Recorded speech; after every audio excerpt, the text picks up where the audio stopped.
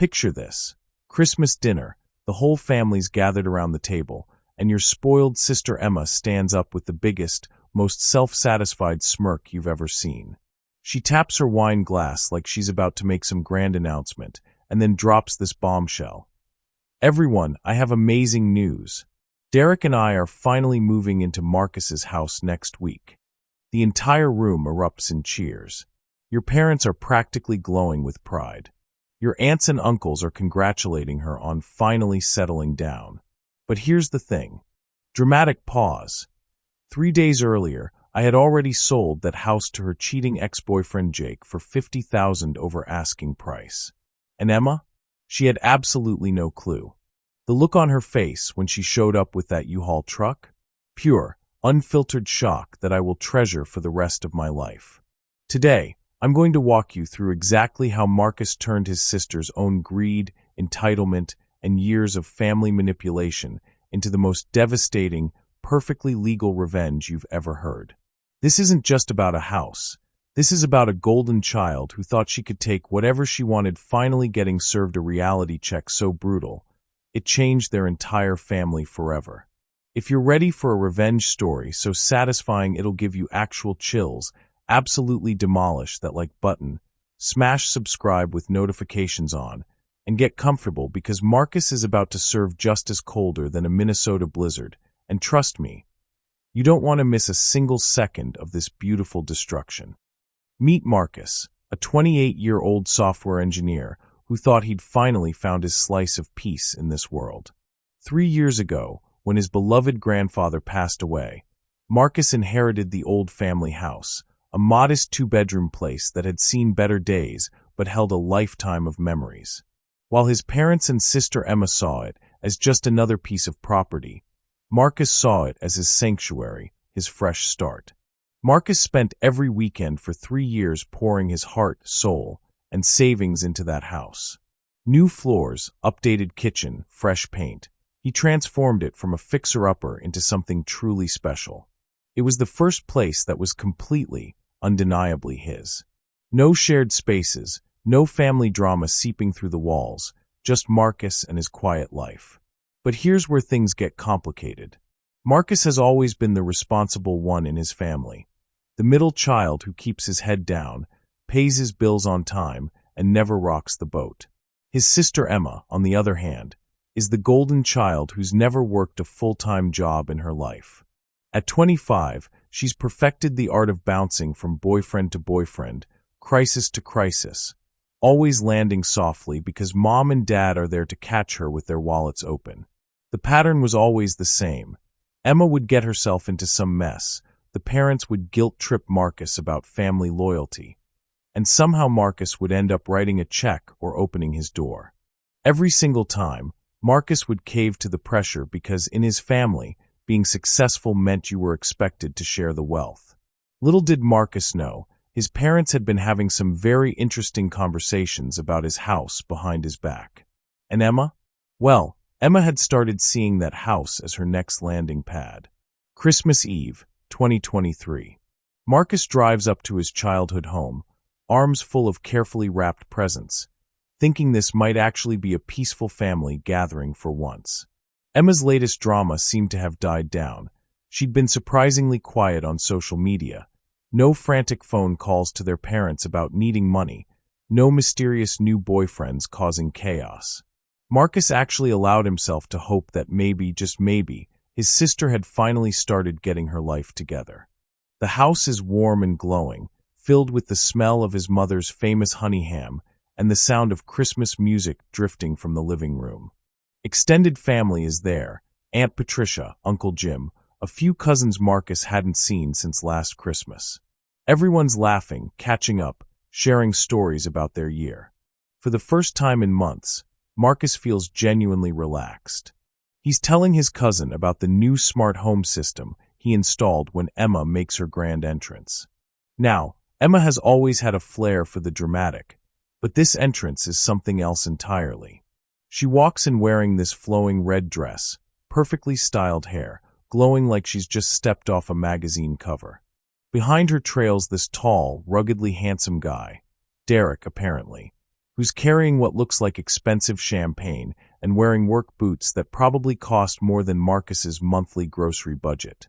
Emma doesn't just say hello. Oh no, that would be too simple. She waits until everyone's seated for dinner, waits until all eyes are on her, then stands up and taps her wine glass with that silver ring she always wears. The entire room falls silent, everyone turning to look at her with expectant smiles. Marcus feels this tiny knot forming in his stomach, but he brushes it off. What's the worst she could announce? Another new boyfriend? A new job she'll quit in 3 weeks?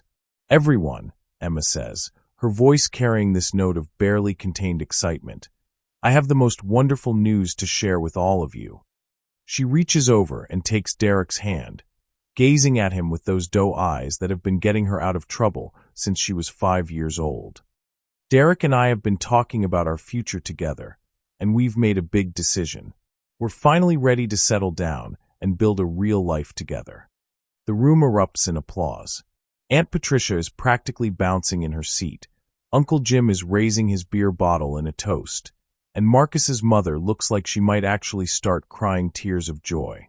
Even Marcus finds himself smiling, thinking maybe Emma has actually found someone who can handle her drama and help her grow up. But then Emma continues, and the smile freezes on Marcus's face. And the best part is, we've found the perfect place to start our new life together. Derek and I are going to be moving into Marcus's house next week. The room explodes again, but this time Marcus can't hear any of it. There's this rushing sound in his ears, like he's underwater, and he's staring at Emma's triumphant face, trying to process what she just said. Not we're hoping to. Not we'd love to ask Marcus if we could. She said, we're going to be moving in. Like it's already decided. Like it's a done deal. Derek stands up next to Emma, flashing this confident smile that Marcus immediately wants to punch off his face. I'm actually a contractor, Derek announces to the table, and I've already got some amazing ideas for renovations that'll really make the place shine. Emma's shown me some pictures, and I can see so much potential there. Marcus feels like he's having an out-of-body experience. He's watching this scene unfold, watching his entire family congratulate Emma on her wonderful news, watching his mother tear up about how proud she is that Emma is finally settling down, and all he can think is, when exactly did anyone ask him about this? After dinner, while everyone's in the living room exchanging gifts and sharing more champagne, Marcus's father pulls him aside into the kitchen.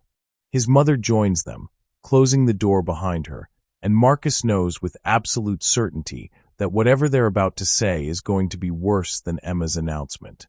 Marcus, honey, his mother starts, using that gentle tone she reserves for when she's about to ask him for something big. We need to talk about Emma and Derek. Yeah, we definitely do, Marcus says, finding his voice for the first time all evening. Because I'm pretty sure I missed the part where anyone asked me if they could move into my house. His father holds up a hand, that same gesture he's been using to shut down Marcus's protests since childhood. Now, son, before you get all worked up, just hear us out. Emma has really found something special with Derek. This could be her chance to finally build a stable life. And we know how much you care about your sister, his mother adds, reaching out to touch Marcus's arm. You've always been there for her when she needed you. Marcus stares at them both, waiting for the part where they acknowledge that this is his house, his decision, his life they're talking about rearranging. But instead, his father continues. The thing is, Marcus, Derek's lease is up at the end of January, and Emma's lease is up even sooner. They need a place to land while they figure out their next steps. And you've got that beautiful house with plenty of room. It's a 2-bedroom house, Dad. Where exactly am I supposed to go? His parents exchange one of those looks. The kind married couples give each other when they've already discussed something extensively and are now just going through the motions of including everyone else in the conversation. Well, his mother says carefully, we were actually thinking this might be perfect timing for you too. You're always talking about wanting to travel more, maybe take some of those work trips overseas. This could give you the freedom to really explore those opportunities. And then his father drops the real bombshell.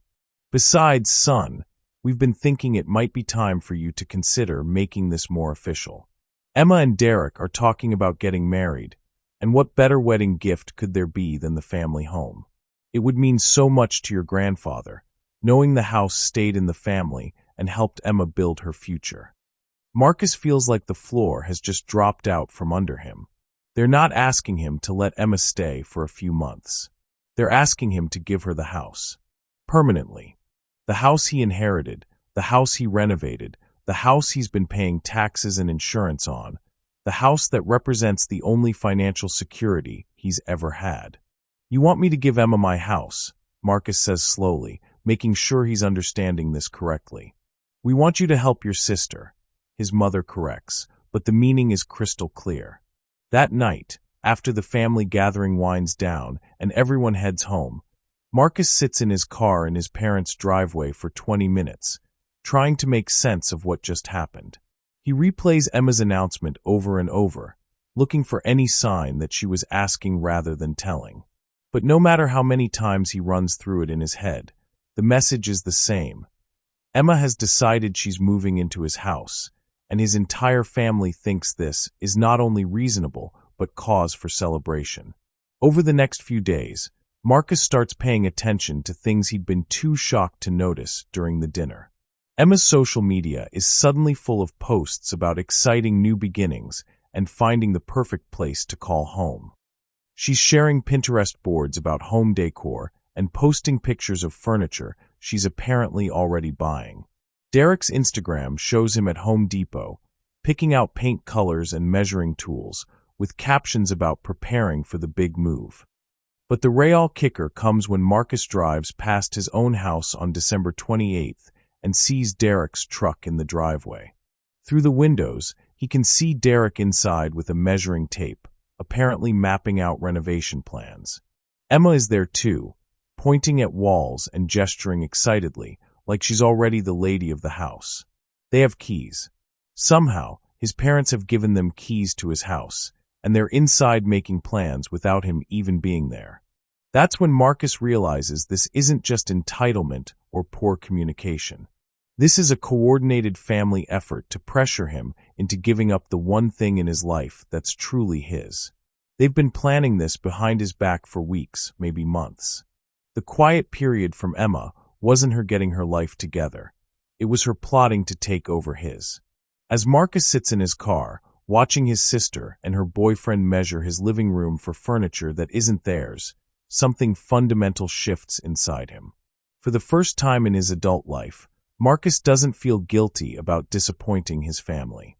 He doesn't feel obligated to be the responsible one who sacrifices for everyone else's happiness.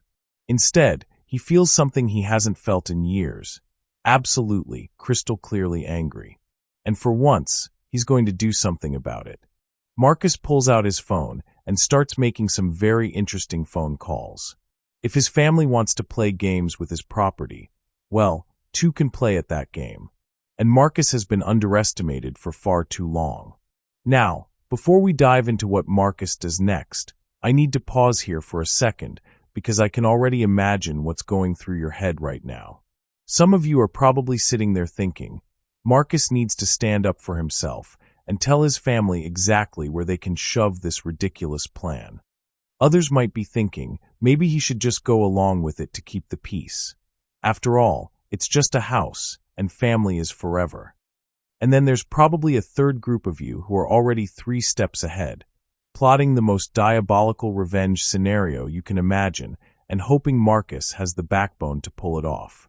So here's what I want you to do. Pause this video for just a second and drop a comment telling me exactly what you think Marcus should do in this situation. Should he march over to that house, kick Derek and Emma out, and tell his parents they've lost their minds? Should he try to have a calm, rational conversation about boundaries and respect? Or should he play the long game and let his family's own assumptions become their downfall? I'm genuinely curious to see where your heads are at because this story is about to take some twists that I guarantee you're not expecting. And while you're down there in the comments, if this story is hitting you right in the feelings, whether that's rage on Marcus's behalf, recognition from your own family drama, or just pure anticipation for what's coming next, absolutely demolish that like button. I'm talking smash it so hard your phone screen cracks. Because stories like this one take hours of research and preparation to get right. And that little thumbs up tells me you want to see more deep dive revenge content that doesn't pull any punches. Oh, and if you're new here and you're thinking, damn, this is exactly the kind of petty, satisfying content I need in my life, then you absolutely need to subscribe and turn on notifications. Because I post stories like this one every single week. Stories about people who got pushed too far and decided to push back in the most creative, devastating ways possible. Trust me, you don't want to miss what's coming next in Marcus's story, and you definitely don't want to miss the other stories I've got lined up. But here's the real question I want you to think about as we continue. Should Marcus go absolutely nuclear and burn every bridge in his family? Or should he try to take the high road and find a solution that doesn't destroy relationships permanently? Because the choice he makes in the next few days doesn't just determine what happens to his house. It determines what his relationship with his family looks like for the rest of his life. And trust me, once you hear what Marcus actually decides to do, you're going to have some very strong opinions about whether he made the right choice. All right, enough suspense. Let's get back to Marcus and see how a mild-mannered software engineer transforms into an absolute master of calculated revenge. The morning after Marcus discovers Derek measuring his living room like he already owns the place, Marcus wakes up with a clarity he hasn't felt in years. No more being the pushover. No more sacrificing his happiness for the sake of family harmony. If his family wants to treat him like a doormat, then they're about to learn that even doormats can be pulled out from under someone's feet. Marcus's first call is to Patricia Hendricks, a real estate attorney he'd worked with when he initially inherited the house. Patricia remembers him, the quiet, polite young man who'd been so grateful for her help navigating the inheritance process. But the Marcus on the phone today sounds different. Focused. Determined. Patricia, I need to ask you something, and I need you to be completely honest with me. If I wanted to sell my house quickly, I'm talking 2 to 3 weeks, what would that process look like? Patricia explains the expedited process. Professional appraisal, market analysis, finding the right buyer who can close fast, possibly accepting a slightly lower offer in exchange for speed. Marcus takes notes, asks detailed questions about timing, legalities, what could go wrong. This isn't some emotional decision made in anger.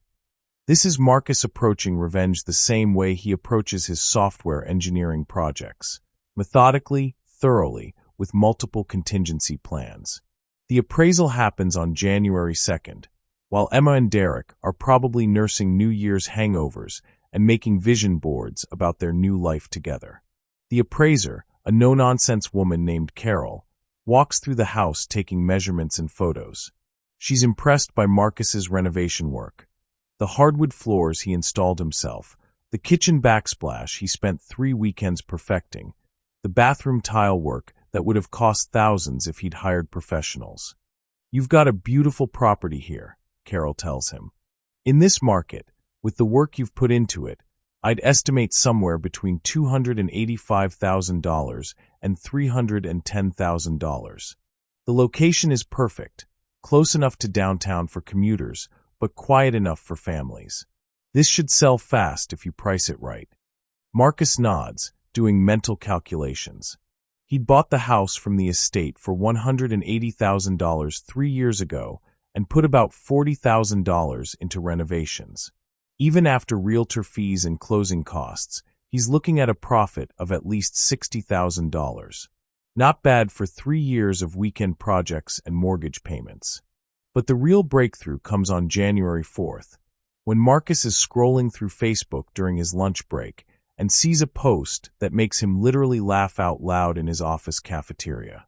Jake Morrison, Emma's ex-boyfriend from 2 years ago, has posted in a local housing group asking for recommendations on real estate agents. Looking for a place in the Riverside neighborhood, the post reads, "Recently inherited some money from my grandmother and ready to stop throwing money away on rent. Any agents who specialize in that area?" Marcus stares at the post for a full minute, his mind racing. Jake Morrison.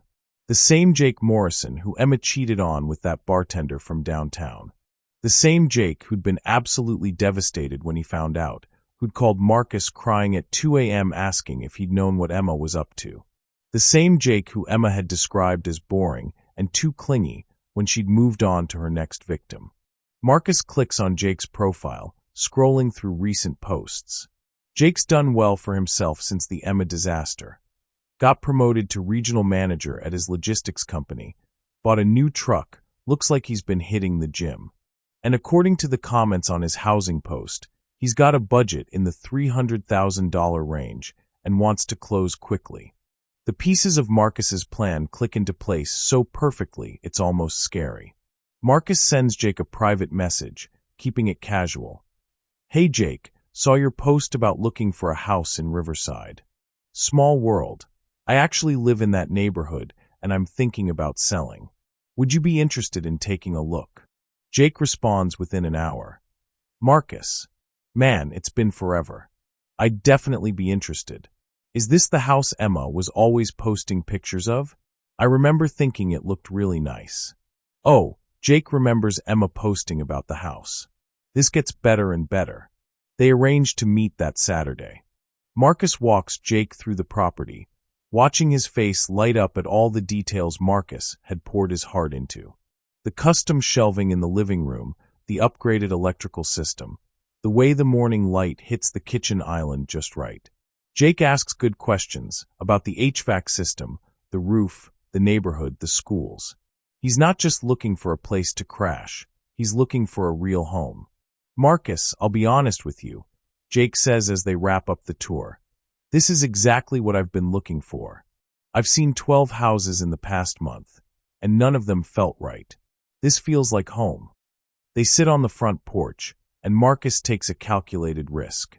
Jake, I need you to know something before we go any further. Emma doesn't know I'm selling. In fact, my family thinks she's going to be moving in here next week. Jake's eyebrows shoot up. Wait, what? Marcus gives him the condensed version. The Christmas announcement, the family pressure, the discovery that Emma and Derek have already been measuring rooms and making plans. He watches Jake's expression shift from confusion to understanding to something that looks very much like satisfaction.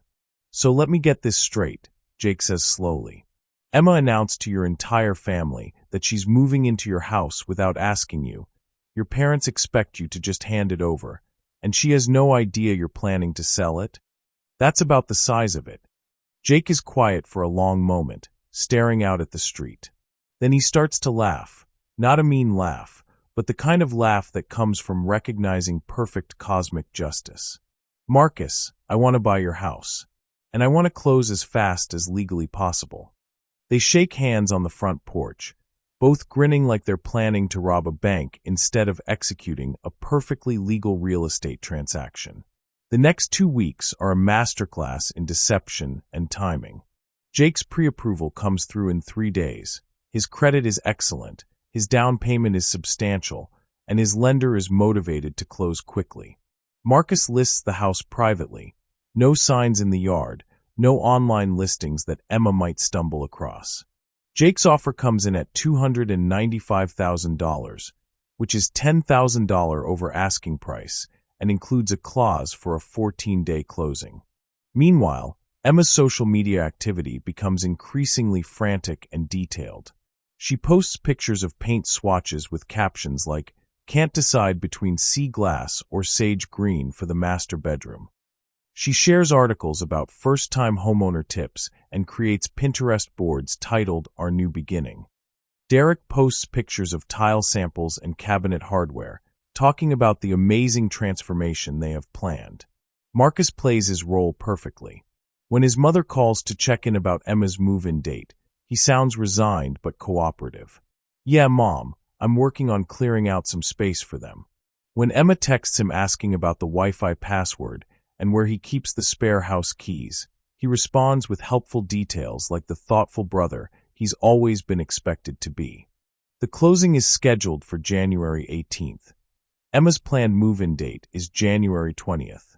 On January 15th, 3 days before the closing, Marcus drives past his house and sees Derek's truck in the driveway again. This time, there are actual materials in the back, boxes of tile, cans of paint, what looks like a new light fixture. Through the window, he can see Emma directing Derek as he holds up different curtain samples against the living room window. Marcus parks across the street and calls Jake. "They're redecorating," Marcus says, watching Emma gesture enthusiastically at something Derek is holding up. "They've got paint, tile, new fixtures. They're not just planning to move in, they're planning to completely redo the place." "Well," Jake says, and Marcus can hear the smile in his voice, "I guess it's a good thing the closing is in 3 days. They can consider this a free interior design consultation for the new owner." The closing happens on a Thursday morning at 9 a.m. Marcus sits in the attorney's office, signing document after document, officially transferring ownership of his grandfather's house to Jake Morrison. Jake's parents are there too. Apparently they're helping with the down payment as an early inheritance, and they're thrilled that their son is finally settling down in such a beautiful home. "You've taken such good care of this place," Jake's mother tells Marcus as they shake hands after the final signatures. "Jake showed us all the photos, and we could see how much love you put into every room. We promised to take just as good care of it." Marcus walks out of that attorney's office $67,000 richer and feeling lighter than he has in years. He has the weekend to pack up his remaining belongings, and then he's free. Free from family expectations, free from being taken advantage of, free from the constant pressure to sacrifice his happiness for everyone else's convenience.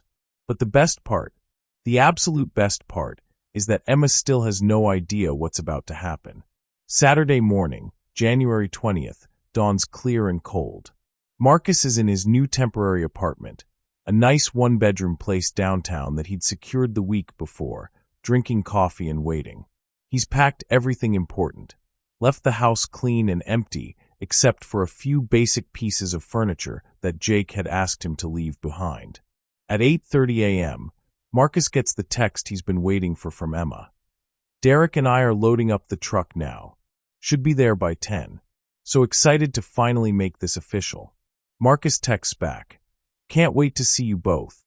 At 9:45 a.m., Marcus positions himself in the coffee shop across the street from his former house, where he has a perfect view of the driveway. Jake has promised to be at the house by 10 a.m. to inspect his new property and make sure everything is in order. At 9:58 a.m., a U-Haul truck turns onto Marcus's old street, followed by Derek's pickup truck and what looks like his parents' sedan.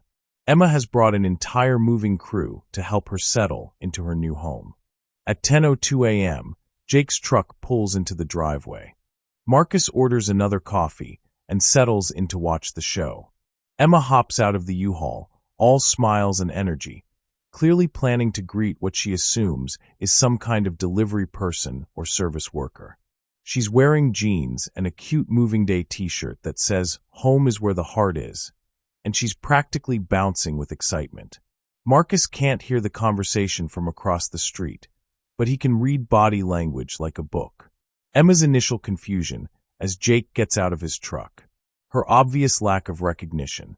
It's been 2 years since they dated, and Jake looks different now, more confident, more mature.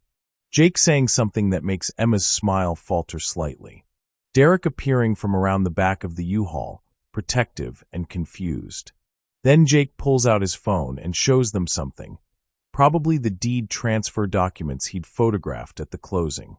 Marcus watches Emma's face go from confusion to disbelief to what looks like pure panic. Emma starts gesturing wildly, pointing at the house, then at Jake, then at her phone. She's clearly trying to call someone, probably Marcus, probably their parents. Derek is standing behind her looking like he's trying to figure out if he should laugh or run. Jake, to his credit, stays calm. He pulls out a folder, the one with all the official paperwork, and shows it to Emma and Derek. Marcus can see the moment Emma realizes this isn't a joke or a misunderstanding. Her legs actually buckle, and Derek has to steady her. That's when Emma's phone starts ringing.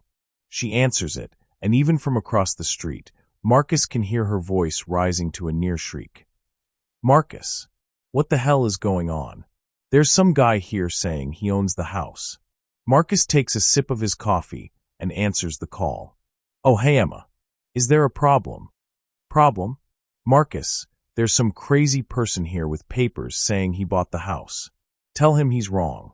Tell him we're moving in today. Marcus pauses for just a moment, savoring the sweetness of this moment he's been planning for weeks. Emma, I'd like you to meet Jake Morrison. He's the new owner of the house. I sold it to him 2 weeks ago. The silence on the other end of the phone is so complete that Marcus actually checks to make sure the call didn't drop. When Emma speaks again, her voice is barely above a whisper. You sold it? I sold it. For $295,000, actually, which was a pretty good deal for both of us. Jake's been looking for a house in this neighborhood for months, and I needed to sell quickly before someone tried to move in without permission. The explosion that follows is so loud that Marcus has to hold the phone away from his ear. Emma's screaming something about family and betrayal, and how could he do this? But Marcus isn't really listening to the words anymore. He's watching Derek realize that his girlfriend's family drama has just cost him his moving day, his deposit on a storage unit, and probably his relationship. He's watching Emma pace back and forth in front of a house that isn't hers, gesturing at a U-Haul full of belongings that now have nowhere to go. But mostly, Marcus is feeling something he hasn't felt in years. The deep, satisfying knowledge that he finally stood up for himself, and it feels absolutely incredible. The immediate aftermath of Marcus's revenge is like watching a house of cards collapse in slow motion. Except the house of cards is Emma's entire life, and Marcus has front-row seats to watch it all crumble. Within the first hour of Jake revealing that he's the new homeowner, Emma's carefully constructed moving day turns into an absolute disaster. The U-Haul truck is sitting in the driveway of a house she can't enter, packed with furniture she bought specifically for rooms that will never be hers. Derek, who had taken the day off work to help with the move and had already started mentally planning his renovation projects, is standing there staring at his girlfriend like he's seeing her for the first time and doesn't particularly like what he's looking at. But the real chaos begins when Emma starts making phone calls. First, she calls her parents in a complete panic, screaming about betrayal and family loyalty and demanding they fix this situation immediately. Marcus's mother apparently spends 20 minutes on the phone with Emma, trying to convince her that there must be some mistake, that Marcus would never do something so cruel, that surely this can all be worked out with a simple conversation. Then Emma calls Marcus's father, who immediately tries to call Marcus to talk some sense into him. When Marcus doesn't answer, he's still sitting in the coffee shop, watching the drama unfold like his own personal reality TV show. His father starts leaving increasingly angry voicemails about family obligations and disappointing his grandfather's memory. Meanwhile, Derek is doing some quick math in his head. He's looking at a U-Haul that costs $200 a day, looking at Emma's complete meltdown, looking at his work truck full of renovation supplies he bought with his own money for a project that no longer exists. Derek is a practical guy. He's been in construction long enough to know when a project is a bust, and he's smart enough to recognize that Emma's family drama runs way deeper than she'd ever let on. Emma, in her panic, starts making increasingly desperate phone calls. She calls her college roommate asking if she can crash on her couch, just for a few days while this gets sorted out. She calls her cousin in Portland asking about that guest room she'd mentioned last summer. She calls 3 different friends asking if they know anyone with a spare bedroom she could rent immediately. Here's the thing about Emma's support network. It was built entirely on her being the fun, carefree girl who always had somewhere to land. Her friends loved her when she was buying rounds at the bar and throwing impromptu parties. They were happy to grab brunch with her when she was living rent-free in someone else's space and could afford to split expensive bottles of champagne. But Emma, as a desperate woman with a truck full of belongings and no place to live, that's a different Emma, and her friends suddenly remember they have small apartments, strict lease agreements, and roommates who wouldn't be comfortable with a temporary house guest. By 2 p.m., Emma has struck out with every single person in her contact list. The U-Haul needs to be returned by 6 p.m. or she'll be charged for another day. Derek has already quietly loaded his renovation supplies back into his truck and is making noises about needing to figure some things out. Emma is standing in Jake's new driveway, having what can only be described as a complete breakdown, and her parents are driving over in a panic to try to salvage the situation. When Marcus's parents arrive at what used to be his house, the scene is even worse than they'd imagined. Emma is sitting on the curb crying. Derek is conspicuously absent. He'd mumbled something about having to check on a job site and disappeared 20 minutes earlier. And Jake is being incredibly patient, but absolutely firm about the fact that this is now his property and he'd appreciate it if the screaming woman could finish her breakdown somewhere else. Marcus's mother tries to appeal to Jake directly. She explains about the family situation, about Emma's need for stability, about how this house has been in the family for generations. She offers to pay Jake a finder's fee if he'll consider backing out of the purchase. She suggests they could work out some kind of rental arrangement where Emma pays Jake monthly rent. Jake listens politely to all of this, then calmly explains that he's not interested in being anyone's landlord, especially not to his ex-girlfriend who cheated on him. He's bought this house because he wants to live in it himself. He's already given notice at his apartment. His mail is being forwarded here starting Monday, and he's scheduled to have internet installed on Wednesday. This conversation is over. That's when Marcus's father decides to take a different approach. He calls Marcus directly, and this time Marcus answers. "Marcus, you need to get over here right now and fix this mess." "What mess, Dad?" "I sold my house to a qualified buyer who made a fair offer." "That's not a mess. That's a successful real estate transaction." "You know damn well what mess. Your sister is sitting on the curb crying. That boy Derek took off like his tail was on fire, and your mother is about to have a heart attack. This family is falling apart because of your selfishness." Marcus takes a deep breath, looking across the street at his former house where his family drama is playing out like a soap opera for the entertainment of the entire neighborhood. "Dad," Emma announced to the entire family that she was moving into my house without asking me. "You and Mom tried to guilt me into giving her my house as a wedding present. Nobody, and I mean nobody, ever once asked me what I wanted or how I felt about any of this. So forgive me if I don't feel particularly motivated to fix a mess that I didn't create. She's your sister, and it's my house. Or it was anyway. Now it's Jake's house, and Emma's lack of planning doesn't constitute an emergency on my part." Marcus hangs up and orders a third coffee. The show isn't over yet. By 4 p.m., Emma has finally accepted that no one is coming to rescue her from this situation. The U-Haul gets returned to avoid additional charges, but since Emma doesn't have anywhere to put her belongings, everything goes into a storage unit that costs her $300 for the first month plus a $150 deposit. Derek, who was supposed to help pay for their shared living expenses, has officially ghosted her. His last text message was, "I think we need some space to figure things out," which is breakup speak for, "I'm not signing up for this level of drama." Emma ends up staying in a motel for 3 nights while frantically searching for an apartment she can afford on her part-time retail salary. Turns out, when you don't have a co-signer with good credit or a stable relationship to split expenses, housing is a lot more expensive than Emma had ever realized. She ends up in a studio apartment that costs 60% of her take-home pay, which means she needs to find a second job just to afford groceries. For the first time in her adult life, Emma discovers what financial independence actually costs. She's working 50 hours a week between 2 jobs, coming home to a 400-square-foot space that's smaller than the bedroom she was planning to have in Marcus's house. She can't afford to go out with friends, can't afford new clothes, can't afford the lifestyle she'd grown accustomed to when other people were funding her choices. Marcus's parents, meanwhile, are dealing with their own consequences. Their golden child is struggling, their son isn't speaking to them, and their extended family is asking uncomfortable questions about what exactly happened at Christmas dinner. Aunt Patricia, who had been so excited about Emma's new beginning, starts asking pointed questions about why Emma didn't have a backup plan and why she'd assumed she could move into someone else's house without permission.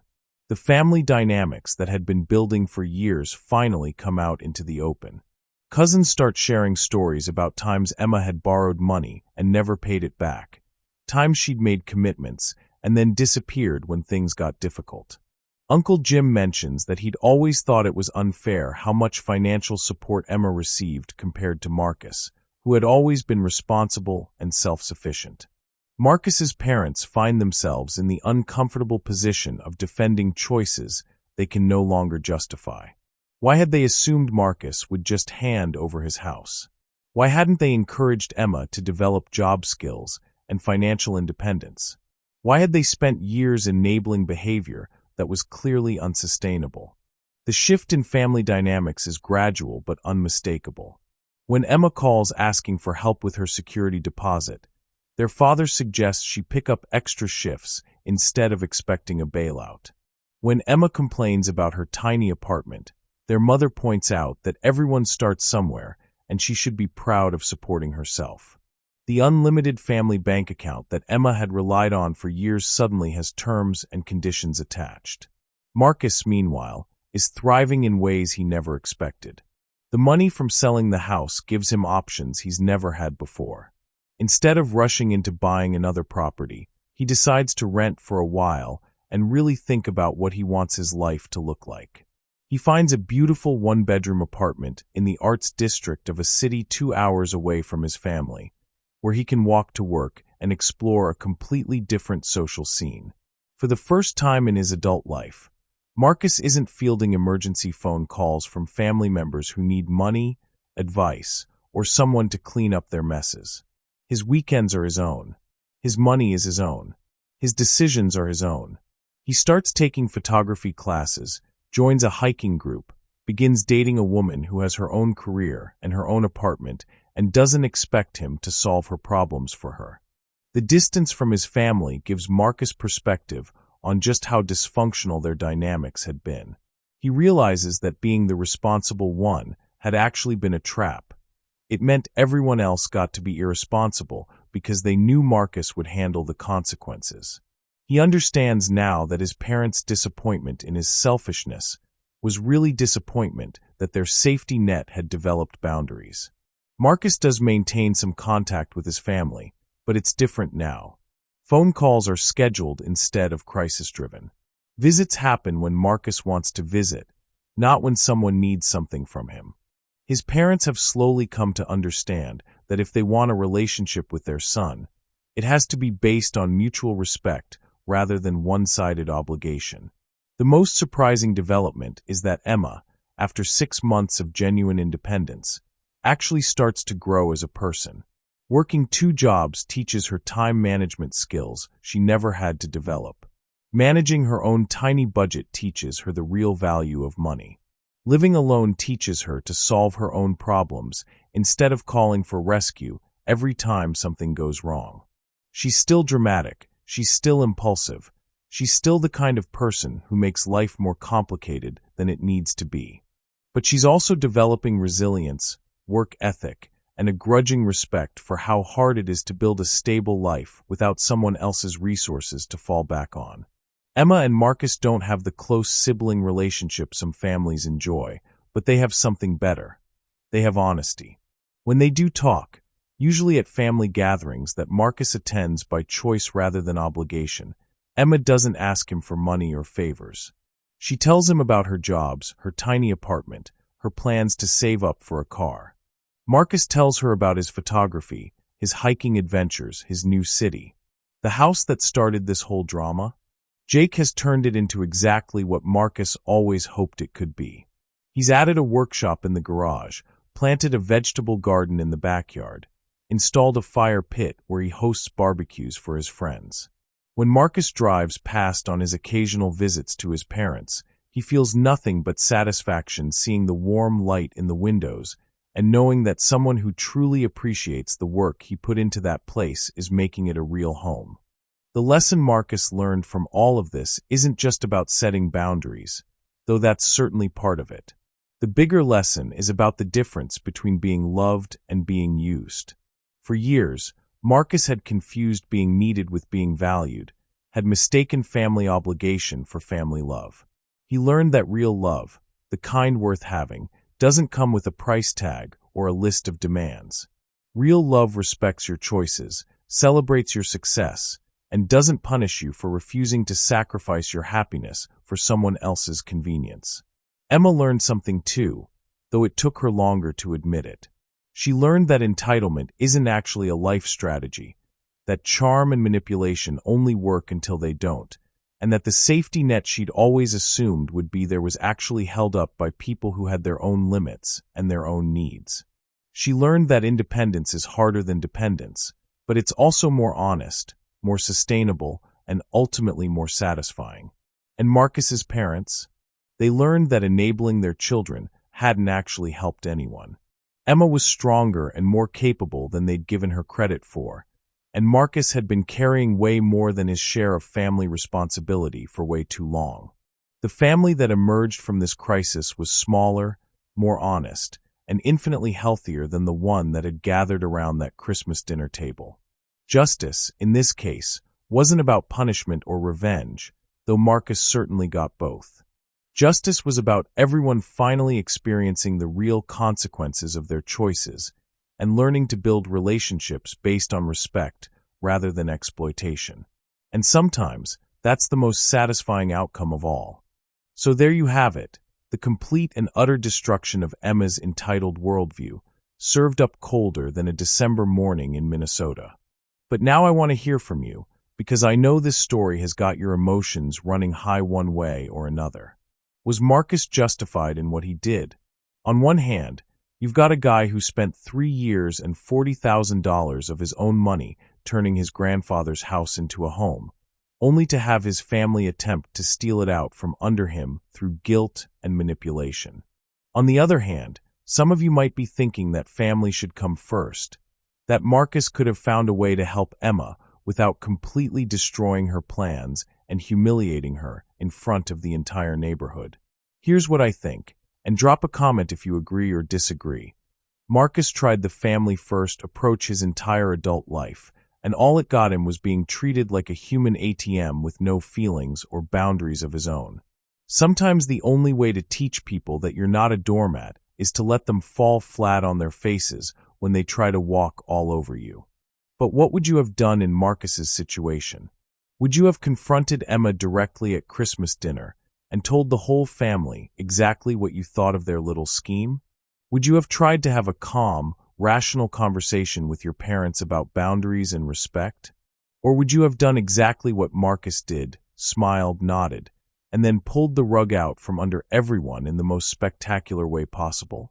And let's talk about Emma for a minute. Yes, she was entitled and spoiled and completely out of line. But do you think Marcus's revenge was proportional to her behavior, or did he go too far? Some of you are probably thinking Emma got exactly what she deserved, while others might feel like Marcus could have made his point without leaving his sister homeless with a U-Haul full of furniture and nowhere to go. I'm genuinely curious about your family dynamics too. How many of you have a sibling like Emma? Someone who's always been the golden child, always gotten bailed out of their problems, always assumed that everyone else exists to make their life easier. And how many of you have been in Marcus's position? The responsible one, the reliable one, the one everyone turns to when they need something, but takes for granted the rest of the time. Drop a comment and tell me about your own entitled sibling stories.